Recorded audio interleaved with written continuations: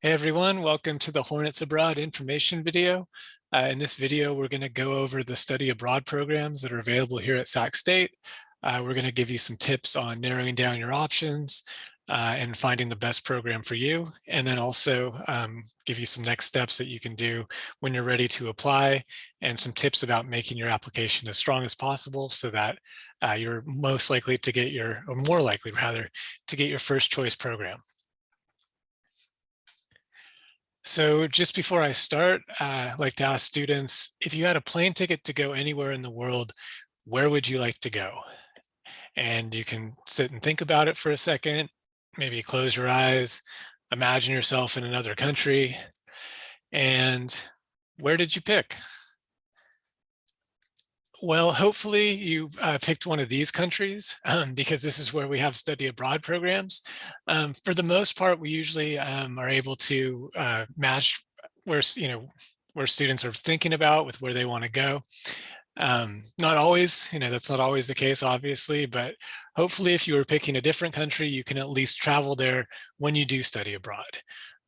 So these countries here, they're countries where either CSU-IP has exchange programs, or where Sac State has direct exchange programs. Now, the difference between the two, CSU-IP, those programs are open for everybody in the CSU system. Anybody from one of the 23 campuses can apply to a CSU-IP program. Sac State Direct Exchange, on the other hand, are just open to Sac State students. We have partnerships with universities overseas where we send our students to their campus and they send their students to our campus. But Sac State students are able to apply for both. And both of these programs are open for either semesters or for the entire academic or calendar year. So to just expand a little bit more on the difference between the two, if you're going to apply to a Sac State Direct Exchange program, you would apply through our website. We have our application right on the main page there. It's a 10-page PDF, so you can fill that out and email it back to us just directly using the Sac State email address. If you're going to apply to a CSU-IP program, they have a different application and acceptance process.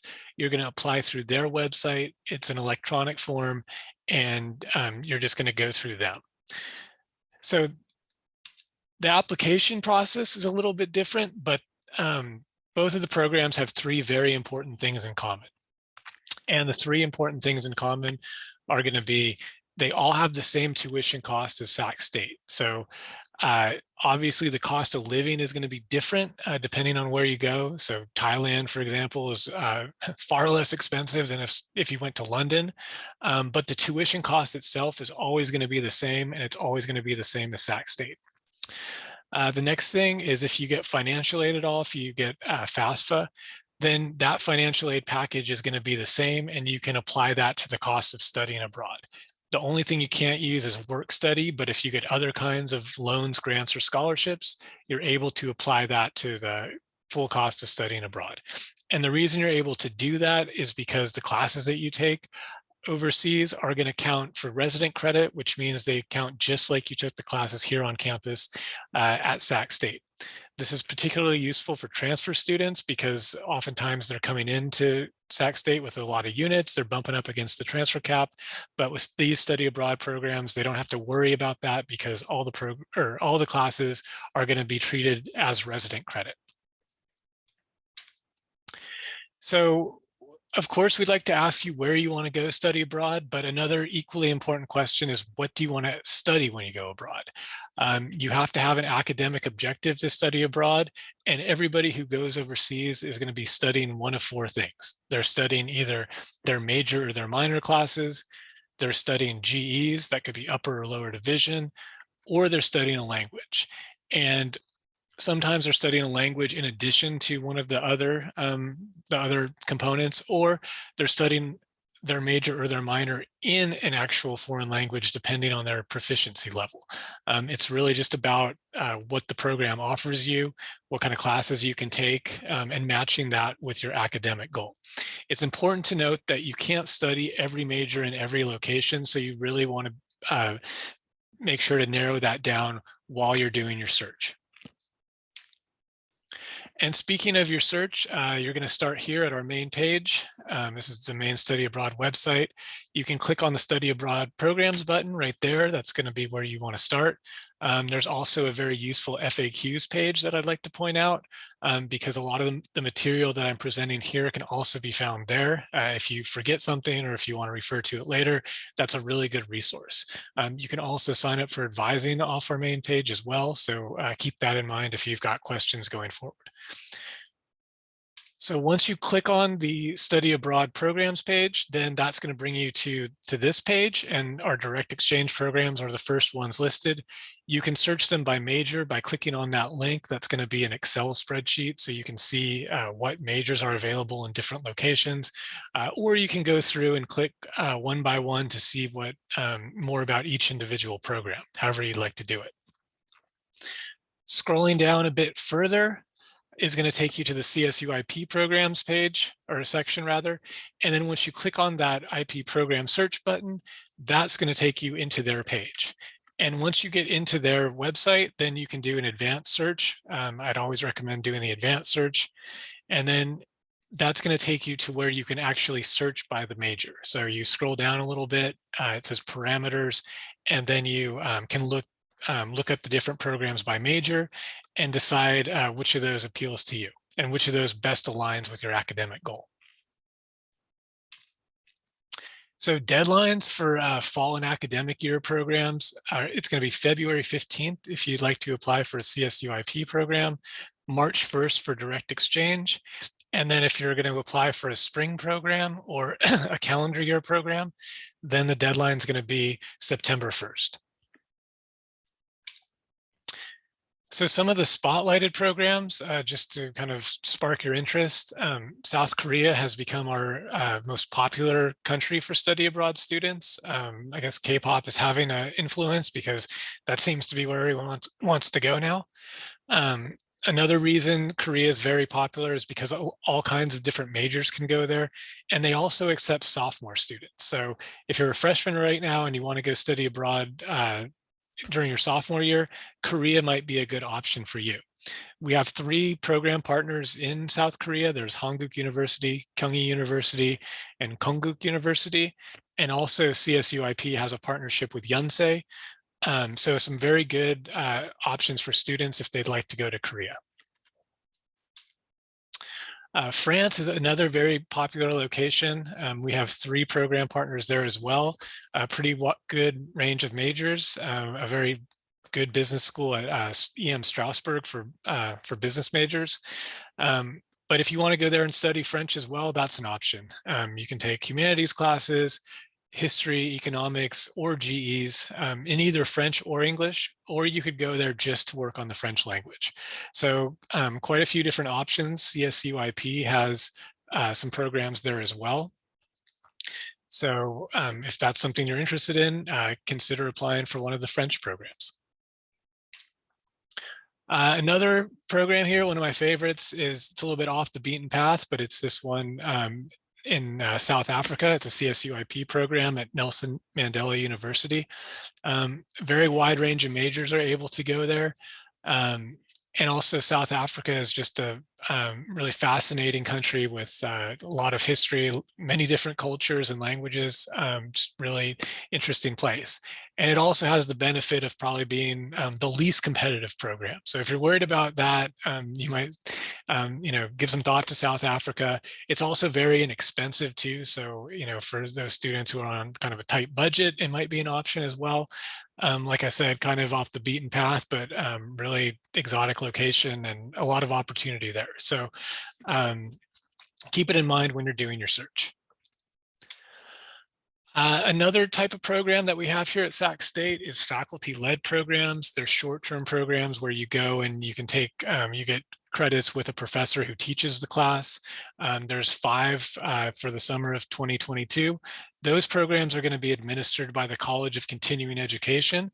So if you're interested in a short-term summer program, reach out to them and they can give you more information. So once you've found a program that interests you, check to see what the requirements are. First and foremost, how many units do you need to go on the program is, the most important one. As I said, sophomores can go to South Korea, but they can't go everywhere. Some programs are only restricted to upper division students. So make sure you have you're going to have the requisite number of units once you get to the country. So you don't need to be a sophomore to apply for sophomore programs. You just need to have sophomore standing by the time you get to the country. Juniors and seniors are eligible for every program based off their class standing. GPA is also hugely important for being accepted into a program. If your GPA is below the line, you can still get in. It just takes, it's a little bit more of a crapshoot. If you're worried about your GPA, please let me know during advising and we can talk more about it. But in general, you really want to be at or above the GPA requirement in order to be considered for a program. And if you're, struggling a little bit, then try to do well this semester, because that can have a lot of weight too. If you've done well recently, that can definitely make a difference in your application. And then lastly, the last important thing you want to think about is how well the program you selected is an academic match for what you want to study. A lot of times the selection committee will make their selections based off major, and ensuring that the program that a student has selected works well with the kind of classes they want to take. So speaking of classes, one of the first questions students ask usually is what kind of classes can they take when they go abroad? So everyone who applies is going to have to fill out an academic planning form. This is for the direct exchange program. CSU-IP has something very similar. And the way you want to start is just to ask yourself, what do you still need to take to graduate? And once you do that, you can start researching the course catalog of the host university and go through and try to find some classes that would make good substitutes for what you still need to take. And at this point, just use your best judgment to put together a schedule of classes that you would like to take when you go abroad. And then once you've done that, make an appointment with your academic advisor in your department, because ultimately they're going to be the ones who need to sign off on the classes that you've chosen. So you want to talk to them and make sure you've selected some good classes for what you need, because they have to be the ones to sign off on it. The study abroad office can't do that. We don't have that authority. Important thing to keep in mind, though, is you don't need to get anything approved until after you've been accepted into a program. At this stage, at the application stage, you just need to identify potential classes that you would like to take and then list them on your academic planning form and submit that along with your application. And that's true for both direct exchange programs and also for CSU-IP programs. A good place to find the course catalog for the host university is on the exchange student website that they have. We also have these linked a lot of times through the program page on our website, but if for some reason we don't, the best thing to do is just do a Google search for the name of that university and then type in exchange students after that. And on these program pages, you can learn about the available classes, you can learn about the student life, what the housing situation is, what the location's like. I chose this one for Swansea University because that's where I went when I did study abroad. Really great place, really had a big effect on my life, clearly, because really shaped my career. But yeah, definitely a good thing to do when you're researching, because then you can, look at what's going on with the university you're interested in and just ask yourself, is this somewhere I could see myself living for a semester or living for a year? Because you can learn a lot through the host university websites. For CSU-IP, when you're looking up the classes, it's a little bit more straightforward. They have the academic information page just on the in their program page. So this one is for Nelson Mandela University, which I spoke about a little bit earlier. They have both the academic bulletin and the course catalog listed on their page. Sometimes they just have one, but you'll be able to pull off some potential classes just from the information that's listed on their page. Okay, so once you found a program that you're interested in to apply for, the next things you need to do, there's several steps you can take. So the first thing you can do after you've selected a program is to start researching study abroad scholarships. There's quite a few that we've listed on our website right there underneath that link that says scholarships for study abroad. Definitely check and see what you're eligible for and then apply. And we're more than happy to work with you on your application here at the study abroad office. Two of them that I would just point out quickly, there's the Gilman Scholarship. Sac State is always one of the top universities in the country for our students receiving Gilman scholarships. It's open to anybody who is an American citizen and has a Pell Grant. So if that applies to you, definitely apply for the Gilman, because there's a good chance you're going to be able to get something if you spend time on your essays. Gilman recipients can get between $2,000 and $8,000. So that can go quite a long way to covering some of the costs of studying abroad. If you're looking to study a language, especially an Asian language like Korean, Japanese, Chinese, Thai even, and you want to go to work for the federal government after you graduate from Sac State, or you're interested in some kind of government service, then look into the Boren, because the Boren can fund pretty much all your program if you were able to get one. If you put together a good application. It also can open some career doors if you are interested in going to work for the government. So keep that in mind as well. But there's plenty of others that are listed on the website, and we would encourage you to take the time to apply. Another thing you can do once you've decided to apply to a program is watch the application video that we've put up. We've linked to our website. It's going to give you some really good tips for filling out the application, whether that be direct exchange or CSU-IP. The video covers both. And if you watch it before you start the application, it's really going to save you some time, because you'll know what to do and you'll know how to give yourself the best chance of getting your first choice program option. Another thing that's important to do at this point is to think about who you want to ask for a faculty recommendation. All study abroad students are going to need at least one faculty recommendation, preferably somebody who's in your major. You can ask, but if you can't do that, then anybody who's given you a grade, either at Sac State, or if you're a transfer student, you can contact a community college professor. Please ask your professor before you send them the form, because you want to give them a heads up that it's going to come their way. If you have any difficulty asking for a recommendation, one tip I would give you is to include your statement of purpose along with your request, because then your professor can look at it.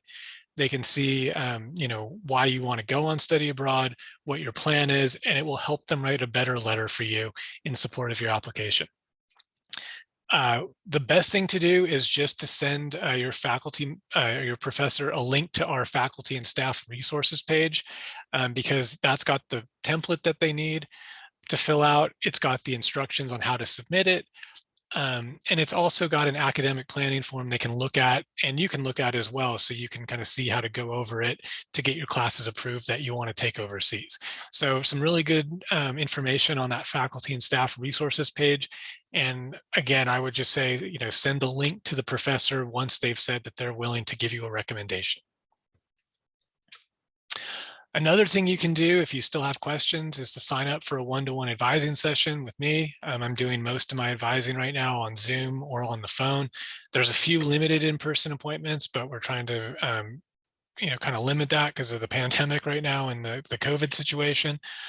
So if you want to sign up for advising, just go to our website. There's a form that you can fill out, and then I'll send you an email back to confirm the time. You can shoot us an email as well. It's just sabroad@csus.edu. And that's pretty much what you need to know to get started. So if you still have questions, please reach out to me. My name's Jeff Fattig. I'm the study abroad coordinator here at Sac State. The best way to reach me is just by email, sabroad@csus.edu. And there's my advising schedule currently. And so if you want to sign up for advising, you can just use the form on the main page of our website. So I'll look forward to hearing from you, and I'll look forward to helping you get abroad. And thank you very much for watching.